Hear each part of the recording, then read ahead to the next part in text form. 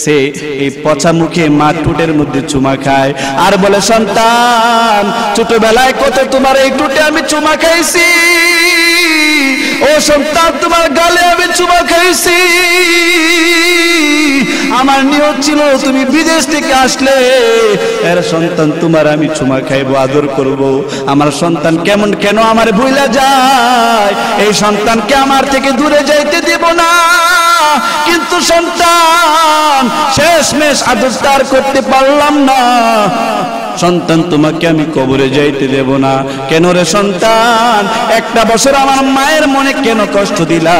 আমি মা তোমার সাথে কথা বলার জন্য কত ছটফট করছি। আল্লাহর নবী বলেন, ও এতিমের দলেরা, ও অষ্টগ্রামের লোকেরা শোনো, আমি নবী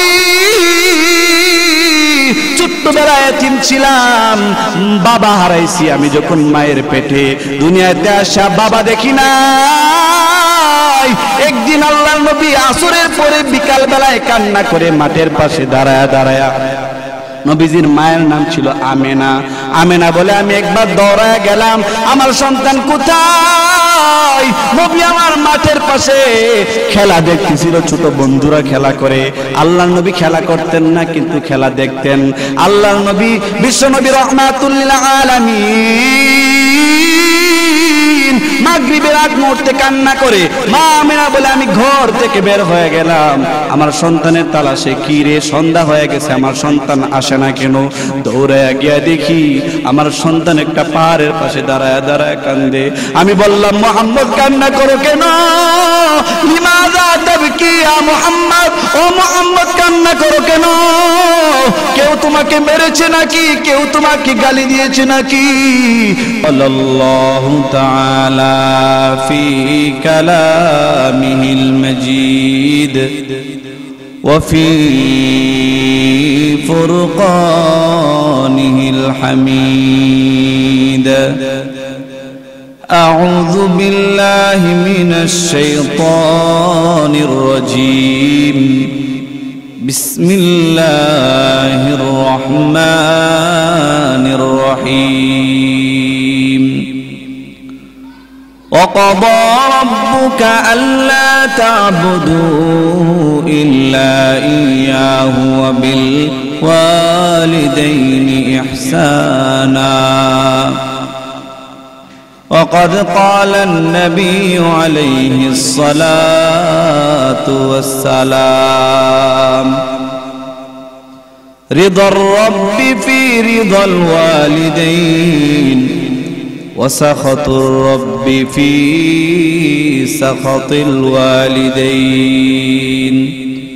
صدق الله العظيم وصدق رسوله النبي الكريم، ونحن على ذلك من الشاهدين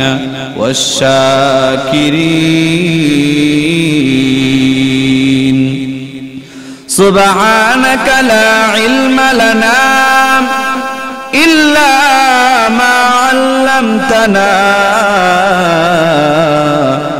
إنك أنت العليم الحكيم. اللهم صل على محمد النبي الأمي وعلى آله وسلم تسليما. اللهم صل على محمد النبي الأمي وعلى آله وسلم تسليما. सूरज ने दिया अपने शुआओं के ये पैगाम, सूरज ने दिया अपने शुआओं के ये पैगाम। दुनिया है अजब चीज, कभी सुबह कभी शाम। दुनिया है अजब चीज, कभी सुबह कभी शाम। दुनिया में हूँ दुनिया का तलबगार नहीं हूँ, दुनिया में हूँ दुनिया का तलबगार नहीं हूँ। बाजार से गुजर हूँ खरीदार नहीं हूँ, बाजार से गुजरो खरीदार नहीं हो। एक चश्मे ज़दन गाफिल अज़ा शाह नबाशी, एक चश्मे ज़दन गाफिल अज़ा शाह नबाशी, शायद के निगाहे गुनदगाह नबाशी, शायद के निगाहे गुनदगाह नबाशी। उल्फत में बराबर के वफा हूँ कि जफा हूँ, उल्फत में बराबर के वफा हूँ कि जफा हूँ। हर चीज में लज्जत है अगर दिल में मजा हो, हर चीज में लज्जत है अगर दिल में मजा हो। ऐ बंदे खुदा चाहूँगा उनके मुलाकात, ऐ बंदे खुदा चाहूँगा उनके मुलाकात। जल्दी से आ बैठे सुनो हजरत की नसीहत, जल्दी से आ बैठे सुनो हजरत की नसीहत। ওরে ও অষ্টগ্রামের ভাইরা আমার ঘরে থেকে না বসে, দিলের খোরাক যাও নিয়ে যাও মাহফিলেতে এসে। ওরে ও অষ্টগ্রামের ভাইরা আমার ঘরে থেকে না বসে, দিলের খোরাক যাও নিয়ে যাও মাহফিলেতে এসে। মা বোনেরা আর ছায়ো না ডিস চ্যানেলের ছবি, রোজ হাসরে শাফাত তোমায় করবেন না মোর নবী মাগো, রোজ হাসরে শাফাত তোমায় করবেন না মোর নবী। জলদি করে প্রস্তুতি নাও বয়ান শোনার লাগি, দিলের কানে শুনলে বয়ান পাল্টাবে জিন্দেগি মাগো, দিলের কানে শুনলে বয়ান পাল্টাবে জিন্দেগি। মা বাবা আত্মীয় স্বজন আছে যার কবরে, মা বাবা আত্মীয় স্বজন আছে যার কবরে। মাহফিল শেষে দোয়া করো তোমরা তাদের তরে বাবা, মাহফিল শেষে করো দোয়া তোমরা তাদের তরে। থাকতে সময় ভোলাম,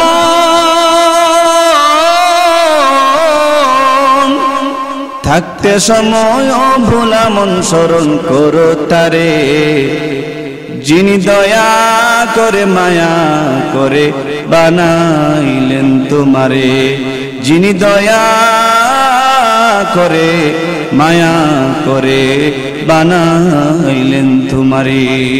আলহামদুলিল্লাহ, মহান করুণাময় কৃপানিদান আল্লাহ তাআলার দরবারে অসংখ্য অগণিত শুকরিয়া যে আল্লাহ তাআলা আমাদেরকে আজকে অষ্টগ্রাম শান্তিবাড়া হযরত বেলাল রাদিয়াল্লাহু তাআলা আনহু জামে মসজিদের উদ্যোগে এই মাহফিলে আসার বসার তৌফিক দান করেছেন।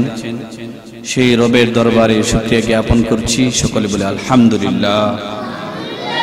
আবারও আল্লাহর দেয়া জবান থেকে জোরে সোরে আল্লাহ তাআলার শুকরিয়া জ্ঞাপন করি, সবাই প্রাণ খুলে বলে আলহামদুলিল্লাহ। এই জবান আমাদেরকে দিয়েছেন কে? আল্লাহ। কে দিয়েছেন? আল্লাহ। আমাদের এই নাক দিয়েছেন কে? আমাদের এই চোখ দিয়েছেন কে?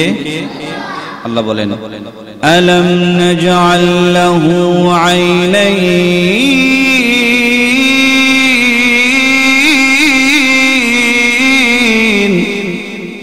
হে বান্দা, আমি কি তোমাদেরকে দুইটা চোখ দেই নাই? আল্লাহ বলেন বান্দা ওলিসানা ওয়া শাফাতাইন, বান্দা তোমারে কি আমি জিহ্বা দেই নাই? ওয়া শাফাতাইন, বান্দা তোমারে কি দুইটা ঠোঁট দেই নাই? আল্লাহ তাআলা আমাদেরকে আল্লাহর নিয়ামত স্মরণ করায় করে বলতেছেন বান্দারে এই নিয়ামত তো তোমাকে আমি দিয়েছি। বান্দা তোমার যে দুইটা চোখ দেখতেছো, এই দুইটা চোখ যে আমি আল্লাহ দিলাম, ও বান্দা দিনের বেলায় তুমি তোমার টিনের ঘর থাকলে ঘরে ছিট দোর দিয়া যদি রুদ্র ঘরে ঢোকে, তুমি একটু নজর কইরা দেখো বান্দা তোমার ঘরের ভিতরে রুদ্র ঢোকার কারণে ঘরের ভিতরে বালি উঠতে দেখা যায়, দেখা যায় না? আল্লাহ বলেন বান্দা তুই এই ঘরের ভিতরে চলতেছিস, বাহিরে চলতেছিস আর বালি কিন্তু আকাশে উঠতেছে, ওই বালি কিন্তু তোর চোখের ভিতরে ঢোকার কথা ছিল। আমি আল্লাহ যেন তোর চোখে বালি ঢুকা যেন তোর চোখটা নষ্ট না হয়ে যায়। ওরে বান্দা, তোর চোখের উপরে আমি আল্লাহ পাপড়ি নামক পশম দিয়া দিলাম, এই জন্য ওই পাপড়িতে লাইগা তোর চোখের ভিতরে বালি ঢুকে না। সুবহানাল্লাহ। আমরা মনে মনে ভাবতে পারি চোখের উপরে পশমের কি দরকার ছিল? মালিক বলেন, বান্দারে, এই পশম যদি না থাকে তোর চোখের ভিতরে বালি ঢুকবে, তোর চোখ নষ্ট হয়ে যাবে। এই জন্য আমি আল্লাহ তোর চোখের উপরে পাপড়ি নামক চুল দিয়ে দিলাম। ও বান্দা, এই চুল থাকার পরেও চুল বেদ করে, পাপড়ি বেদ করে তোর চোখের ভিতরে সেই বালি ঢুকতে পারে। বান্দা, তুই রাস্তা দিয়ে আসা যাওয়া করস, তুই কি দেখোস না রাস্তার বালি যখন উড়ে, ওই বালি কিন্তু তোর চোখে যাওয়ার কথা ছিল, কিন্তু তোর চোখে যায় না। যদিও চোখে ঢুকে যায়, বান্দা তুই যখন রাত্রিবেলা ঘুমায় যাস, আল্লাহ বলেন, বান্দারে, তোর চোখটা অটোমেটিক ঘুরতে থাকে, ডিসিং করে তোর চোখের ভিতরে, চোখটা তোর এই ভিতরে হাতের ভিতরে চোখটা অটোমেটিক ঘুরতে থাকে। ঘুরতে ডিসিং হইয়া সারাদিন যেই ময়লা পাপড়ি বেদ কইরা ভিতরে ঢুকছে, আল্লাহ বলেন তোর চোখটারে আমি আল্লাহ অটোমেটিক ঘুরাইতে থাকি। তুই ঘুমায় গেলে ঘুরতে তোর ময়লাগুলা ডিসিং হইয়া সকাল বেলায় কিতুর হইয়া তোর চোখ দিয়া বের হয়ে যায়। সুবহানাল্লাহ। যদি ভাবে বের না হইতো তাহলে আমার আপনার চোখ কানা হয়ে যেত, অন্ধ হয়ে যেত। আল্লাহ বলেন, বান্দা, তুমি কি স্মরণ করো না? তুমি কি একটু ভাবো না? তোমার এই ছোট্ট একটা নিয়ামত আমি আল্লাহ দান করছি। বান্দা, এই চোখের পাপড়ে যদি না থাকে তোমার চোখ অন্ধ হয়ে যাবে। এই ছোট্ট একটা নিয়ামত, এই নিয়ামতের শুকরিয়া যদি বান্দা তুমি সারা জীবন আদায় করো, তোমার শুকরিয়া আদায় হবে না। আপনার কি বলেন, হবে? হবেন। আল্লাহ বলেন, বান্দা, তোমাকে আমি আল্লাহ একটা নাক দিছি, নাকে দুইটা ছিদ্র দিছি। বান্দা, দুইটা ছিদ্র দিছি কেন জানো? আমি আল্লাহ নাকের ভিতরে একটা ছিদ্র দিলেও চলতো, কিন্তু তোমার দুইটা ছিদ্র দিছি। বান্দা, তোমার শীতের দিনে ঠান্ডা লাগা তোমার নাকের ভিতরে পানি জমা সর্দি হইয়া তোমার নাক বন্ধ হয়ে যাইতে পারে। যদি একটা ছিদ্র হয়, একটা ছিদ্র বন্ধ হয়ে গেলে বান্দা তোমার শ্বাস নিঃশ্বাস ফেলতে পারবা না, তোমার শ্বাসকষ্ট হয়ে তুমি মারা যাইবা। এই জন্য আমি আল্লাহ দুইটা ছিদ্র দিছি, একটা বন্ধ হয়ে গেল আর একটা ছিদ্র খোলা থাকবে, সেটা দিয়ে তুমি শ্বাস নিঃশ্বাস ফেলাইতে থাকবে। আল্লাহ বলেন, বান্দা, তুমি কি একটু ভাবো না তোমার নাকের ভিতরে আমি আল্লাহ কত সুন্দর পশম দিয়ে দিছি? তুমি চিন্তা করো যে আল্লাহ আমার নাকের ভিতরে পশম দিল কেন? আল্লাহ বলেন, বান্দা, পশম দিছি, সাথে কিন্তু চুলও দিছি নাকের ভিতরে। চুল আছে না? আল্লাহ স্মরণ করায় দে, বান্দারে, নাকের ভিতরে চুল দিলাম, কানের ভিতরে চুল দিলাম না, মুখের ভিতরে চুল দিলাম না, কারণটা কি একটু চিন্তা করছো নি? আল্লাহ বলেন, বান্দা, তোমার নাকের ভিতরে ময়লা, তুমি যে শ্বাস নিঃশ্বাস ফেলতেছো, ময়লা ঢোকার সম্ভাবনা আছে। তোমার নাক দিয়া ময়লা ঢুকেও বান্দা, এই নাক দিয়া ময়লা ঢুকে যদি তোমার মস্তকে গিয়ে উঠে, বান্দা তোমার ক্ষতি হবে। এই জন্য আমি আল্লাহ নাকের ভিতরে পশম দিয়া দিছি, আর ওই পশমের মধ্যে এক প্রকার আটা জাতীয় পানি দিয়া দিছি, যাতে করে ওই ময়লাটা তোমার নাক বেদ কইরা তোমার মস্তকে যাইতে না পারে। বান্দা, ওই ময়লাটা তোমার নাকের ভিতরে আটকায়া যায়। এই ব্যবস্থা করছেন কে? কোনদিন আমরা চিন্তা করি না যে নাকের ভিতরে আল্লাহ চুল দিল কেন, পশম দিল কেন? কেউ কি কোনদিন চিন্তা করছেন? করেন নাই। আল্লাহ বলেন, বান্দা, এত নিয়ামত দিলাম, এই যে রাত এখন অন্ধকার, এই অন্ধকার বানাইছেন কে? আল্লাহ। সূর্য যদি থাকতো তাহলে কি অন্ধকার হইতো? কবি বলেন, আচ্ছা মানুষ বলো দেখি রাত্রি কেন কালো, সূর্য বলো এত আলো কোথা হতে পেল? আচ্ছা মানুষ বলো দেখি রাত্রি কেন কালো, সূর্য বলো এত আলো কোথা হতে পেল? ফুলগুলো নানান রঙের কেমন করে হয়, পাতাগুলো সবুজ বটে ফুলের মতো নয়। দুধ কেন এত সাদা, মরিচ কেন জাল? ওরে বান্দা, দুধ কেন এত সাদা, মরিচ কেন জাল? আমগুলো পাকলে বলো কেমনে হইতা লাল? ওরে আমগুলো পাকলে বলো কেমনে হইতা লাল? পশু পাখি কই না কথা, মানুষ কেন কয়? ওরে বান্দা, পশু পাখি কই না কথা, মানুষ কেন কয়? বলো বলো বলো বান্দা, এসব কেমন করে হয়? বলো বলো বলো এসব কেমন করে হয়? অবশেষে ভাবিয়া দেখি এসব আল্লাহ পাকের দান। মুসলমান নত শিরে সিজদা করো ওহে মুসলমান নত শিরে সিজদা করো ওহে মুসলমান ডিমগুলো একই রকম পার্থক্য নাই মোটে ওরে ডিমগুলো একই রকম পার্থক্য নাই মুঠে তবে সাদা কালো বাচ্চাগুলো কেমন করে ফুটে বান্দা সাদা কালো বাচ্চাগুলো কেমন করে ফুটে আমরা সবাই বাস করি ভাই এই দুনিয়া রঙ্গে হাতে রেখা আর চেহারা মিলে না কারো সঙ্গে আমরা সবাই বাস করি ভাই এই দুনিয়া রঙ্গে হাতে রেখা আর চেহারা মিলে না কারো সঙ্গে আর মিলে না কথার দরুন আঙ্গুলের টিপ ওরে আর মিলে না কথার দরুন আঙ্গুলের টিপ এখান থেকে প্রমাণ হলো আল্লাহ একজন ঠিক জোরে বলেন ঠিক কিনা মালিক বলেন বান্দা ও আমার অষ্টগ্রামের বান্দা জানিয়া লো আমি মালিক তোমাকে যত নিয়ামত দান করেছি ওরে বান্দা এর মধ্যে একটা বড় নিয়ামত হইল আমি আল্লাহ তোমারে আসমান থেকে সরাসরি পাঠাই নাই আমি আল্লাহ জমিন থেকে তোমারে অন্যান্য গাছগাছালির মতো উদ্বৃত্ত করি নাই আমি আল্লাহ একজন মা এবং একজন বাবার মাধ্যমে তোমারে দুনিয়াতে পাঠাইছি এ বান্দা তোমার মা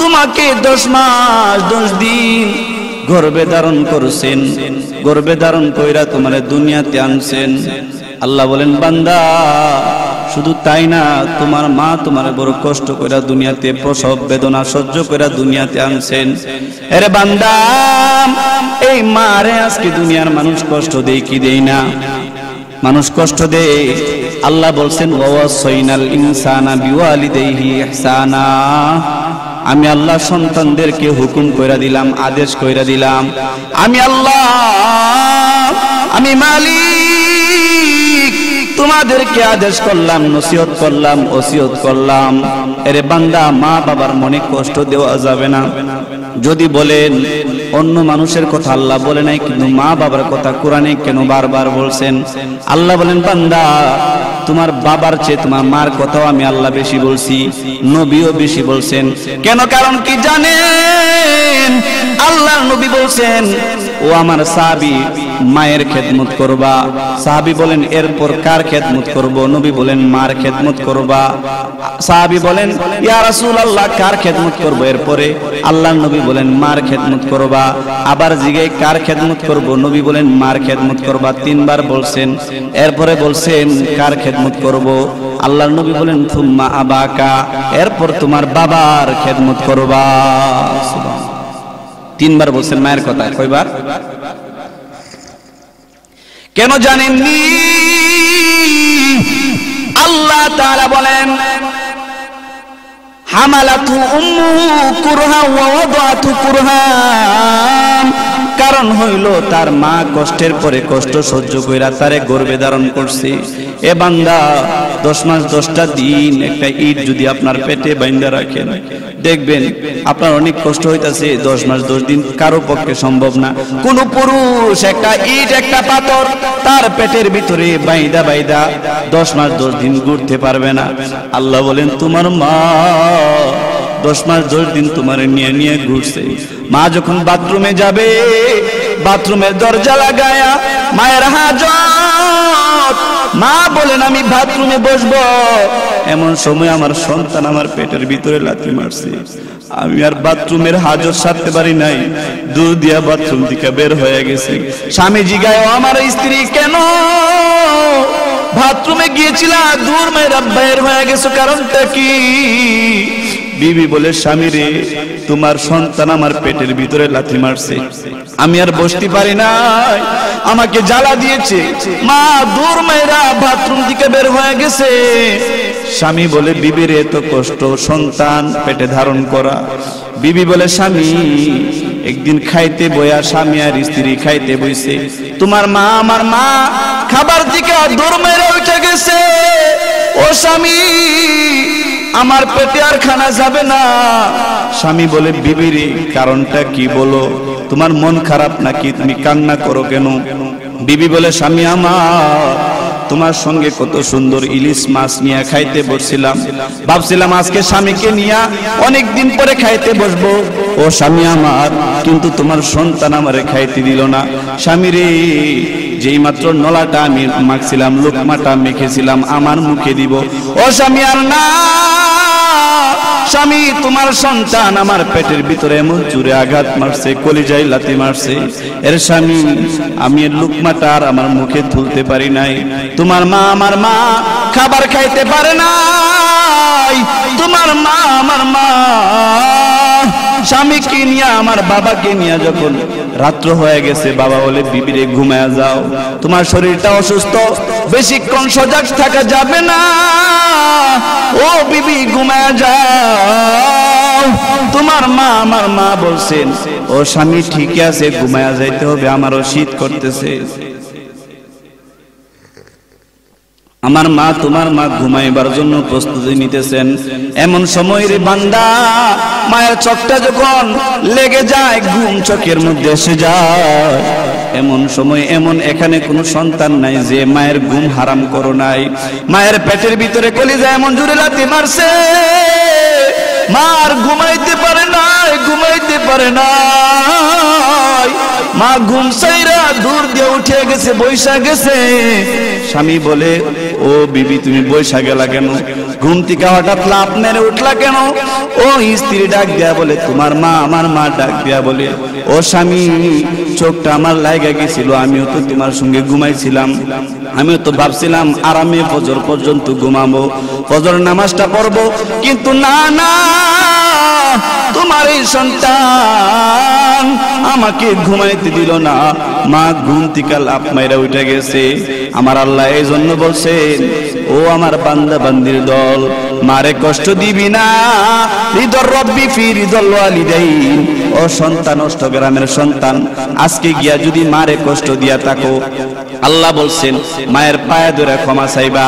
আল্লাহ কেমনে বলছেন শুনেন, আল্লাহ বলছেন ওয়াসাইনাল ইনসানা বিওয়ালিদাইহি ইহসানা, সন্তানদেরকে আমি আল্লাহ আদেশ করলাম মা বাবার প্রতি সদ্ব্যবহার করবা, মা কাফের হইলে সদ্ব্যবহার কইরো না, এই কথা আল্লাহ বলে নাই।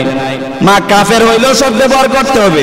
মা যদি বেনামাজি হয়, সন্তান তুমি ভাবতে পারো আমার মা বেনামাজি, তার বদদুয়া কাজে লাগবে না।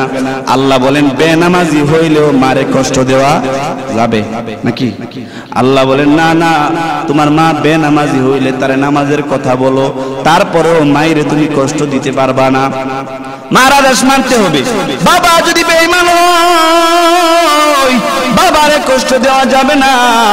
আল্লাহ এই কথা বলে নাই ইনকানু মুমিনিন, ইনকানা মুমিনিন, তারা যদি মুমিন হই সদ্ব্যবহার করবা, আর কাফের হইলে অসৎ ব্যবহার করবা, এরকম কথা আল্লাহর নবী বলে নাই।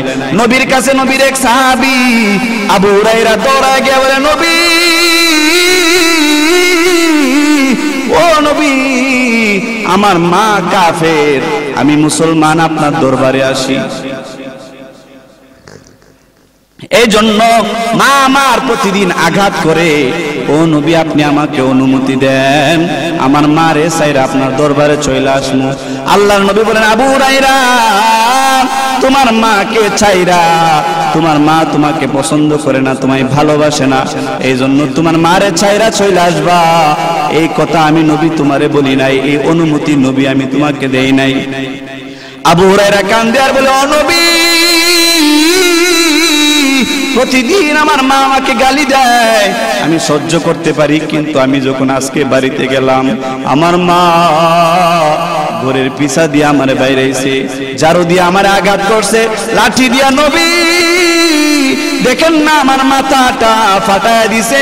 ও নবী মা যদি আমাকে এত নির্যাতন করে, কেমন করে কেউ এই মার সঙ্গে আমি থাকবো? ও নবী একটু বলে দেন না, আমার মারে কষ্ট দিয়া মারে সাইরা আমি এখানে চলে আসে আপনার দরবারে থাকি। নবী বলেন না রে, তোমার মা কাফের হইলেও তার অবাধ্য হওয়া যাবে না। সাহাবী বললেন ইয়া রাসূলুল্লাহ, তাহলে আপনার দোয়া তো কবুল হয়, আপনি একটু দোয়া করে দেন আল্লাহ যেন আমার মারে হেদায়েত দান করে দে। আল্লাহ নবীর সঙ্গে সঙ্গে দুইটা হাত উঠাইলেন, উঠায় বললেন রব্বুল আলামিন আমার সাহাবী আবু হুরায়রার মারে তুমি হেদায়েত দান করে দাও। আবু হুরায়রা বলেন আমার নবী যখন দুইটা হাত তুলছে আমি একটা দৌড় মারলাম আমার বাড়ির দিকে, দৌড় দিয়ে আমি একটা রওনা হয়ে গেলাম বাড়ির দিকে। আমি দেখতে চাই আমার নবী দোয়া করছেন, নবীর দোয়াটা আসমানে আগে উঠে, আমার নবীর দোয়াটা আমার মার কাছে আগে লাগে নাকি আমি আমার বাড়িতে আগে পৌঁছতে পারি দেখব।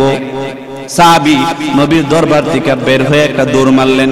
উনি বলেন, সাহাবী বলেন আমি দৌড় দিয়া আমার ঘরের কাছে গেলাম, দরজায় যখন নক করলাম মা গো আসনি, ঘরে আসনি।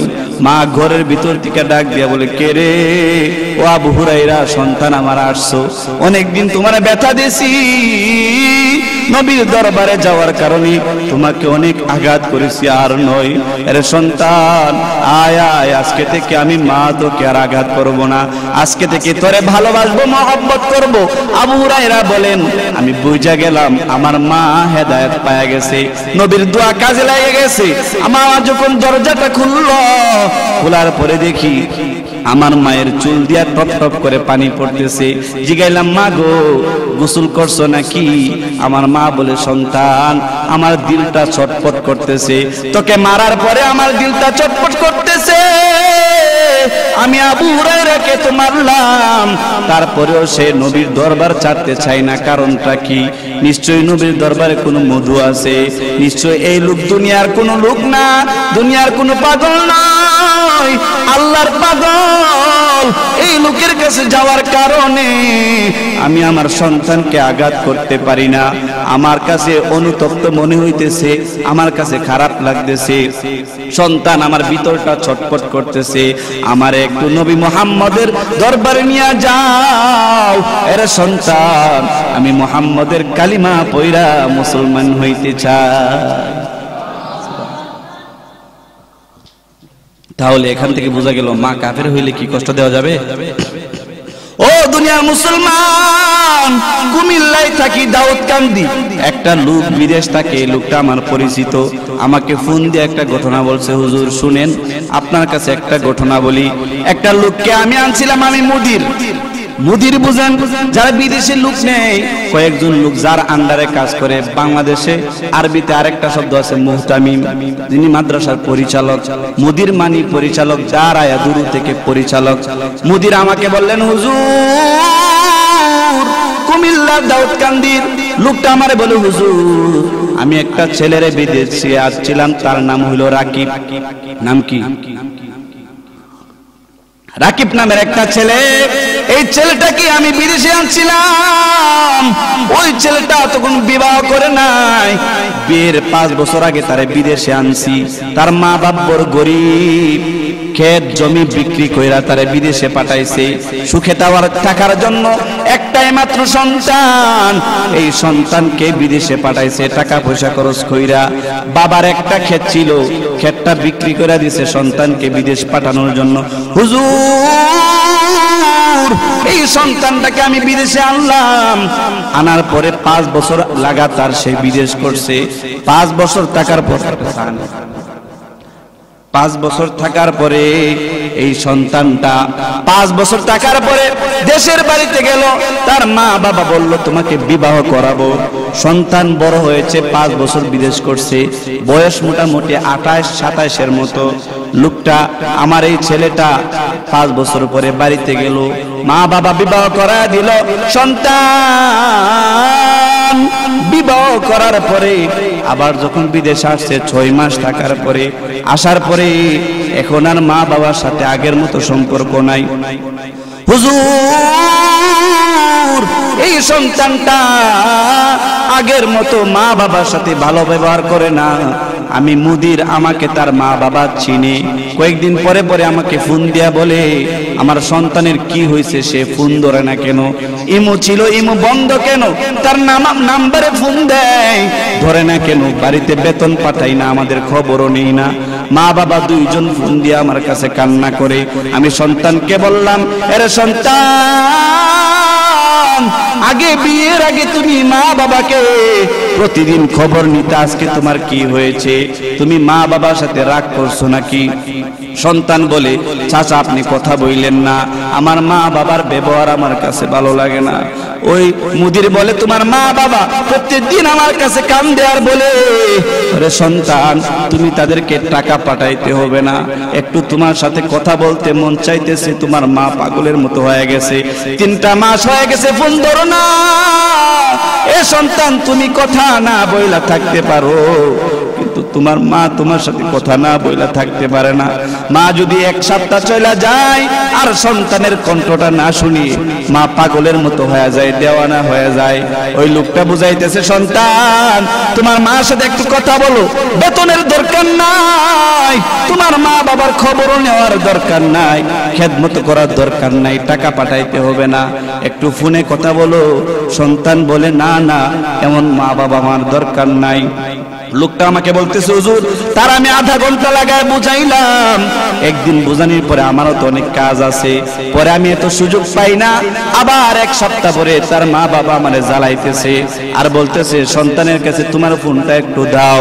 আমি নিয়ে আমার ফোনটা দিলাম, বললাম, সন্তান আর কষ্ট দিও না, মাকে একটু হ্যালো শব্দটা উচ্চারণ করে শোনায় দাও, মারে বইলা দাও তুমি ভালো আছো, তোমার মা শান্তি হয়ে যাবে।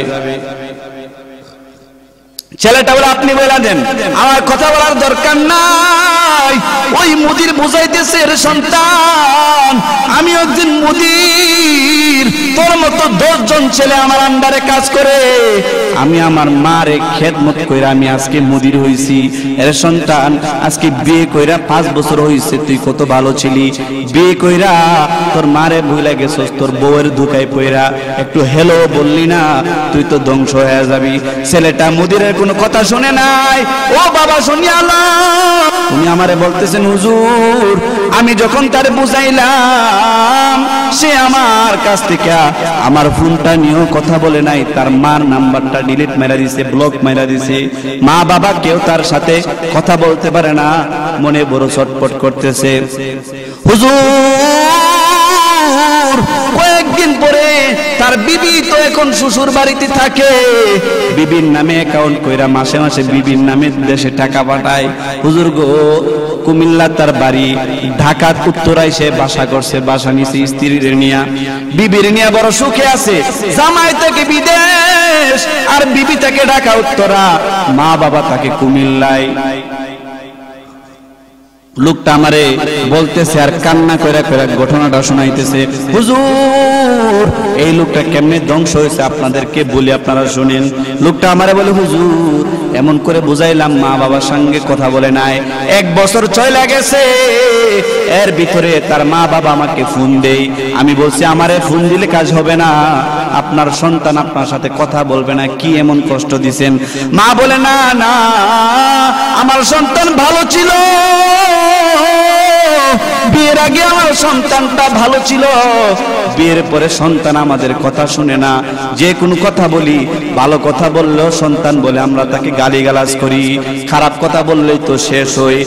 ও ভাই, আমরা তাকে কোনো খারাপ ব্যবহার করি নাই, সে বিবির কথা শুই না, বিবির নিয়ে শ্বশুর বাড়িতে থাকছে, কয়দিন পরে ঢাকা বাসা করছে।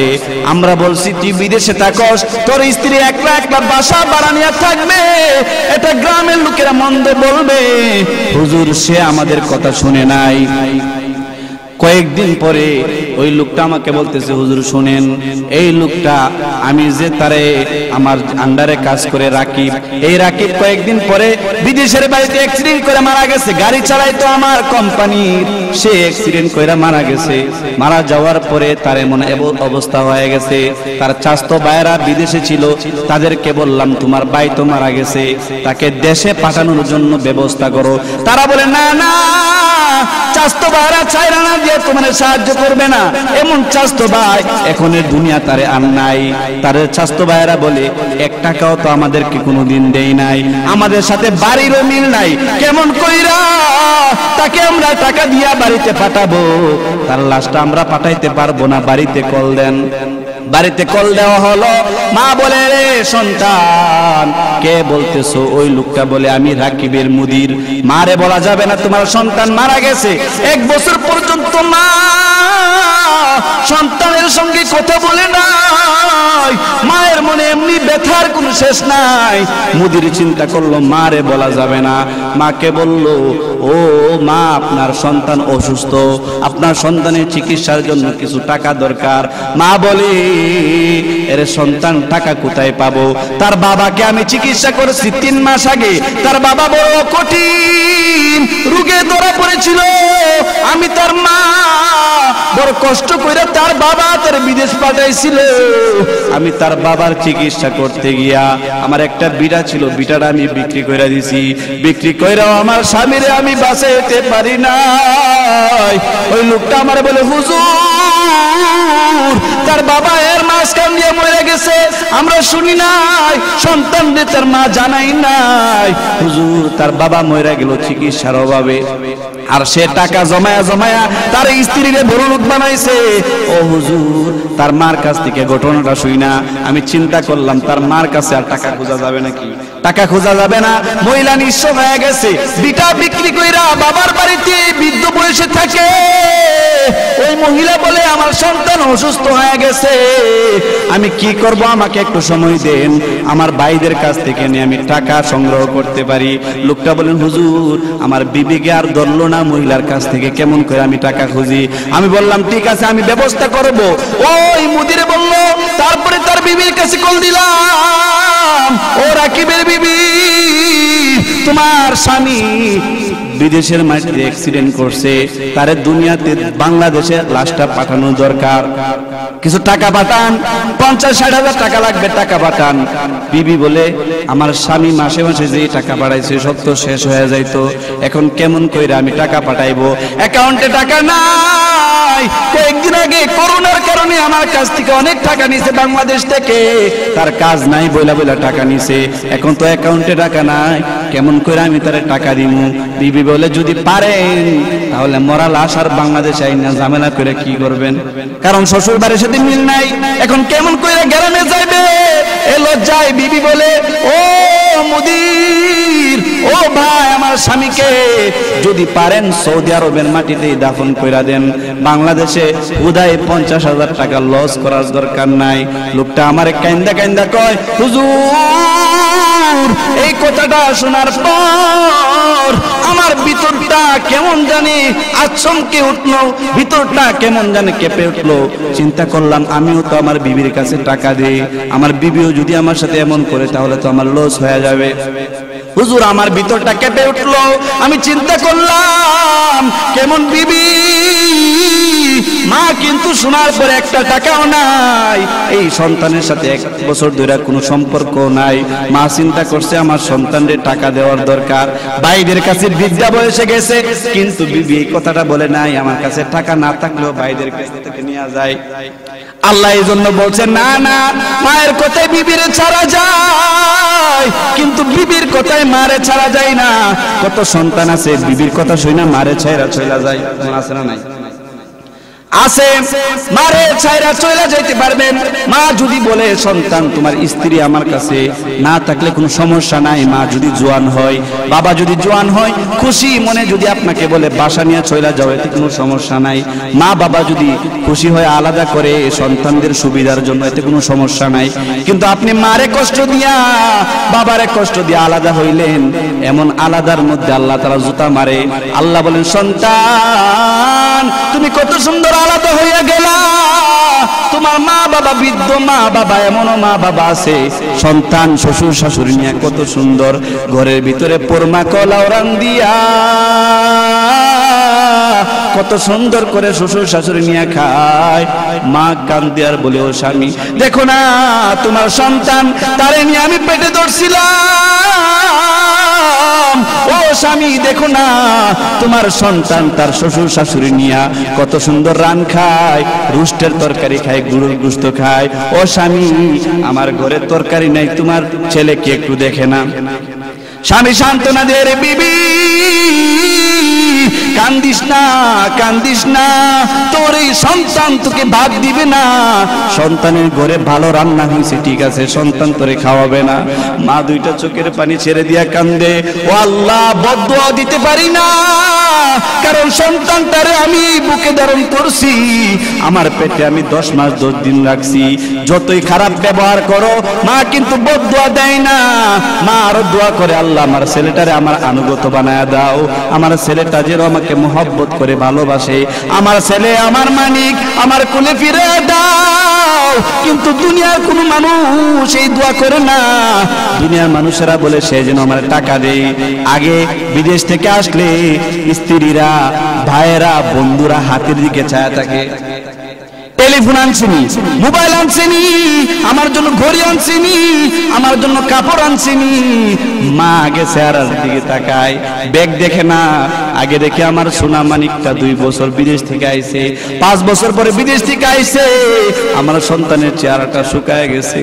মা সন্তানকে দেখে কাঁদতে থাকে আর সব মানুষ খুশিতে নাচতে থাকে। মা বলে, রে সন্তান, তুই সন্তান বিদেশে গিয়ে শুকায় গেছো, আর বন্ধুরা বলে তুমি মোটা হয়ে গেছো।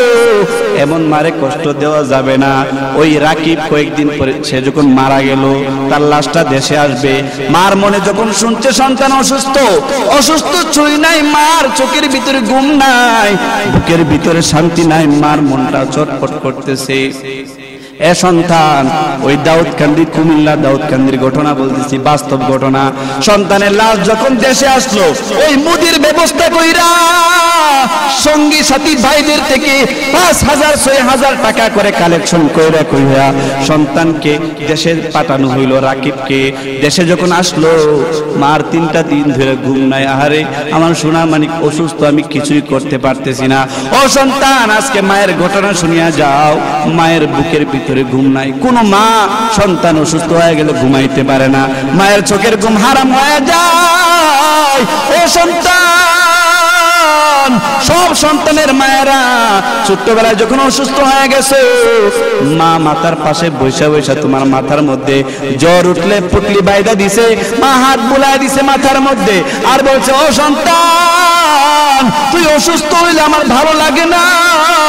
সন্তান বলে, মা ঘুমায় যাও, মা ঘুমায় যাও, আমার কোনো সমস্যা হবে না। মা বলে, সন্তান, তুই অসুস্থ থাকলে আমি মায়ের মনে যে ঘুম থাকে না, আমি মায়ের চোখে ঘুম থাকে না, শান্তি থাকে না। এর সন্তান, তুই ভালো না হইলে আমি মা ভালো হব না। এর সন্তান রাকিবের মা কান্না করতেছে 3 দিন ধরে, আমার সন্তান অসুস্থ, তার চিকিৎসা করতে পারলাম না। 3 দিন পরে লাশটা যখন বাড়িতে আসলো, শ্বশুর বাড়ির লোকেরাও আসছে, শাশুড়িও আসছে, বৌমাও ঢাকা থেকে আসছে, সবাই আইসা শাশুড়ি মা দূরে দাঁড়ায়া 3 দিন হয়ে গেছে লাশের পাশে এভাবে মুখ দিয়া শাড়ির আঁচল দিয়া ধইরা রাখছে। মরা লাশ, মেয়ের জামাই, তার নাকে গন্ধ লাগতেছে, বিবি ঘরের কোনায় বসে বসে উ উ করে কাঁদতেছে। মা পর্দার কথা স্মরণ নাই, লজ্জা শরম ভুলিয়া যেই বিবি, যেই মা 40 বছর ধরে সংসার করতেছে, কোনদিন পর পুরুষের সামনে যাই নাই, ওই মা পাগলিনী হইয়া দূর দিয়া বাইর হয়ে গেছে। আমার বাড়িতে কান্নার আওয়াজ কেন? বুঝে গেছি আমার সন্তান আর দুনিয়ায় নাই। রাকিবের মা দূর দিয়া বের হইয়া দেখে তার সন্তানকে একটা বেন গাড়ির মধ্যে শোয়ায় রাখছে। বলে, ও সন্তান, শুনেছি তুমি অসুস্থ, তুমি দিয়ে এখন জীবনের জন্য সুস্থ হয়ে গেছো। ও সন্তান, তোমার আর নাপা ট্যাবলেটও লাগবে না, তোমার আর কোন সেবা লাগবে না, জীবনের জন্য সুস্থ হয়ে গেছো। আমি মা কোনোদিন আর তোমায় কষ্ট দিব না রে রাকিব। এই কথা বলে বলে মা কান্না করতেছে। ছেলের মুখটা পয়চা গেছে, গইলা গেছে। এই পচা মুখে মা টুটের মধ্যে চুমা খায় আর বলে, সন্তান, ছোটবেলায় কত তোমার এই টুটে আমি চুমা খাইছি, ও সন্তান তোমার গালে আমি চুমা খাইছি, আমার নিয়ত ছিল তুমি বিদেশ থেকে আসলে এর সন্তান তোমার আমি চুমা খাইবো, আদর করব। আমার সন্তান কেমন কেন আমার ভুলা যায়, এই সন্তানকে আমার থেকে দূরে যাইতে দেব না। কিন্তু সন্তান শেষমেশ আদর তার করতে পারলাম না। সন্তান তোমাকে আমি কবরে যাইতে দেব না। কেন রে সন্তান, একটা বছর আমার মায়ের মনে কেন কষ্ট দিলা? আমি মা তোমার সাথে কথা বলার জন্য কত ছটফট করছি। আল্লাহর নবী বলেন, ও এতিমের দলেরা, ও অষ্টগ্রামের লোকেরা শোনো, আমি নবী ছোট্টবেলায় এতিম ছিলাম, বাবা হারাইছি আমি যখন মায়ের পেটে। দুনিয়াতে আসা বাবা দেখি না। একদিন আল্লাহর নবী আসরের পরে বিকাল বেলায় কান্না করে মাঠের পাশে দাঁড়ায়া দাঁড়ায়া, নবীজির মায়ের নাম ছিল আমেনা। আমেনা বলে আমি একবার দৌড়ায় গেলাম, আমার সন্তান কোথায়? নবী আমার মাঠের পাশে খেলা দেখতেছিল, ছোট বন্ধুরা খেলা করে। আল্লাহর নবী খেলা করতেন না, কিন্তু খেলা দেখতেন। আল্লাহর নবী বিশ্ব নবী রাহমাতুল লিল আলামিন মাগরিবের আগ মুহূর্তে কান্না করে, মা আমেনা বলে আমি ঘর থেকে বের হয়ে গেলাম, আমার সন্তানের তালাশে। কি রে, সন্ধ্যা হয়ে গেছে, আমার সন্তান আসে না কেন? দৌড়ায় গিয়া দেখি আমার সন্তান একটা পাহাড়ের পাশে দাঁড়ায় দাঁড়ায় কান্দে। আমি বললাম, মুহাম্মদ কান্না করো কেন? লিমাযা তাবকি ইয়া মুহাম্মদ, ও মুহাম্মদ কান্না করো কেন? কেউ তোমাকে মেরেছে নাকি? কেউ তোমাকে গালি দিয়েছে নাকি? নবী আমার মায়ের চেহারা দিকে ছায়া ছায়া বলে, ও মা, বিকাল বেলা বন্ধুদের খেলা শেষ হয়ে গেছে, সবার বাবারা কুলে কইরা কইরা নিয়ে যায়। ও মা, ভাবছি আমার বাবা কেন আসে না? আমার কি বাবা নাই? ও মা, বাবার কুলে উঠতে আমার বড় মন চাইতেছে। মা আমেনা বলে, সন্তান তোমার বাবা নাই, তুমি বড় এতিম। ও সন্তান, তুমি যখন আমার পেটের ভিতরে, তোমার বাবা মদিনার জেলখানায় বন্দী হয়ে গেছে। আল্লাহর নবী বলেন, মা গো, আমি আমার বাবার কাছে একটু যাইতে চাই। মা আমেনা বললেন, সন্তান কান্না করিও না, আজকে রাতটা পার হইতে দাও, আগামী দিন তোমার দাদার কাছে ছুটি নিয়ে তোমাকে নিয়ে মদিনায় যাব। আগামী দিন যখন হয়ে গেল, মা আমেনা শ্বশুরের কাছে বললেন, ও শ্বশুর মশাই, আমার সন্তান মুহাম্মদ তার আব্বাকে দেখতে চাই, আমাকে একদিনের জন্য একটু সুযোগ দেন, বাবার বাড়ি মদিনায় যাব। আব্দুল মুত্তালিব বলে, যাও বৌমা, সমস্যা নাই, সন্তানকে নিয়ে যাও, তার বাবার একটু দেখায় আনো, একটু বড় হয়েছে। নবীর বয়স 6 বছর। নবী আমার মাকে নিয়া এবং আব্দুল মুত্তালিব বলেন, আরেকজন সাথে একজন খাদেমা লয়া যাও, উম্মে আইমান। উম্মে আইমানকে সঙ্গে দিয়া দিলেন। আল্লাহর নবী, উম্মে আইমান, মা আমিনা, তিনজন রওনা হয়ে গেল মদিনার দিকে। মদিনার দিকে রওনা হয়ে গেল। আল্লাহর নবী মদিনায় গেলেন, একদিন থাকার পরে আবার ফিরে আসবেন। নবী বলেন, ও মা, তুমি না বলছো মদিনায় আমার বাবা জেলখানায় বন্দী হয়ে আছে? মা গো, আমার বাবারে কে এক নজর দেখাইবা না? মা আমিনা আসার সময় একটা জায়গায়, ওইখানে আব্দুল্লাহ নবীজির বাবার কবর, এইখানে দাঁড়ায়া বলে, ও মুহাম্মদ, এইখানে তোমার বাবা আছেন, শুয়ে আছেন। নবী আমার কবরের পাশে দাঁড়াইয়া মার দিকে ছায়া ছায়া বলেন, ও মা, তুমি না বলছো জেলখানায় বন্দী? আমি তো এই কথা শুনে আসছিলাম, বাবারে জেলখানার ভিতরে একটু দেখবো। মা আমিনা বলে, সন্তান, এইটাই তো জেলখানা। এমন জেলখানার সন্তান, এমন জেলখানায় তোমার বাবা ঘুমায় আছে, বন্দী হয়ে আছে। কোনদিন তুমি মুহাম্মদকে কুলে নিবে না, বাবার কুলে ওঠার তামান্না তুমি ভুলে যাও। নবী আমার কবরের পাশে দাঁড়ায় কান্দে, ও মা, কত সন্তানেরা বাবার কুলে উঠে, আমি মুহাম্মদ বাবার কুলে উঠতে পারলাম না, মনে বড় কষ্ট রয়ে গেল। মা আমিনা বলে, সন্তান, মক্কায় চলো, কোনদিন তোমার বাবার অভাব তোমাকে আমি বুঝতে দেব না। মা আমিনা নবীজিকে কুলে করে নিয়ে উঠে উঠে আবার রওনা হয়ে গেল মক্কার পথে। পথিমধ্যে একটু যাওয়ার পরে মদিনার এক পথে মা আমিনার জ্বর উঠে গেল। মা আমিনা বলে, উম্মে আইমান, বাদিকে খাদেমাকে বলে, উম্মে আইমান, আমার ভীষণ কষ্ট হইতেছে, বুকে দারুণ ব্যথা হয়। ও উম্মে আইমান, আমাকে একটু থামতে দাও, একটু বসতে দাও, একটু শুইতে দাও। মা আমিনা রাস্তার ভিতরে একটা বিছানার মধ্যে শুয়ে গেলেন। নবী আমার কান্না করে, ও মা তুমি তোমার কি হয়েছে? মা গো মক্কায় কি যাবা না?